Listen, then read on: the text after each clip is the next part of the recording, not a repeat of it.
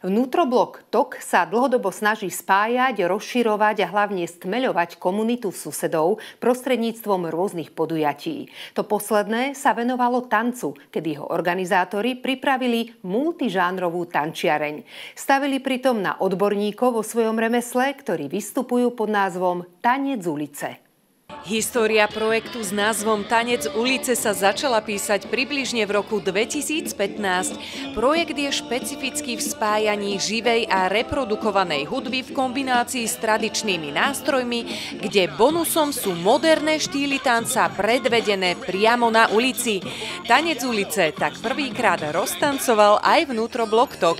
Vďaka spolupráci s fotografickou skupinou Bratislava v Hľadáčiku sa nám podarilo zorganizovať výstavu fotografií u nás v exteriéri vo vnútrobloku TOK, kde jedna z fotiek je aj zachytenie z tanečnej skupiny Tanec ulice. Veľmi sa nám to páčilo a pomedzi to, ako sme na tej vernisáži diskutovali s fotografmi, som spomenula, že by sa nám veľmi páčilo, keby prišiel Tanec ulice aj k nám na dvor. A zrazu sa nám ozvali z Tanca ulice, že by veľmi radi prišli. A na tej fotke je náš tanečník Miroslav Žatko, tanečná legenda, presne v tejto košeli. A nápad teda vznikol, že ideme osláviť prácu toho fotografa a tanečné umenie Mira, že spravíme to tu.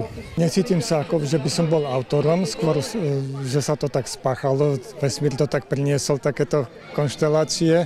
Ale teším sa z toho samozrejme. Proste je to nejaké zadozučinenie za to, že sa to snažíme robiť dobre, ale to nie je o mne, je to o fotke, je to o týchto ľuďoch. Tanec ulice tak priniesol do vnútrobloku TOK nový druh komunitnej zábavy.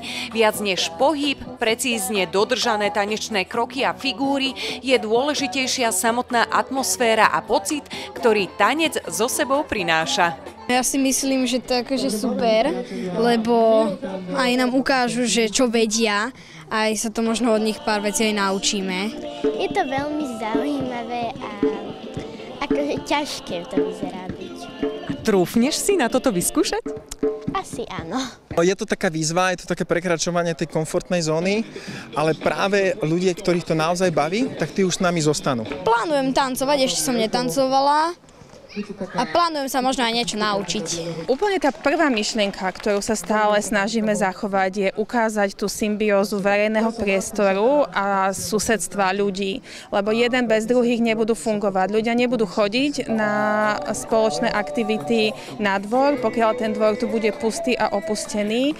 A na druhej strane asi zbytočne by bolo investovať do verejného priestoru, keby to tí ľudia nechodili. Takže snažíme sa takýmito spoločnými aktivitami upozorniť na to, že toto je náš spoločný verejný priestor, v ktorom chceme byť spolu. A tieto aktivity nám len dávajú príležitosť, možnosť, dôvod, prečo výjsť zo svojich bytov a byť takto všetci spolu susedia. Pre TVR Veronika Vasilková.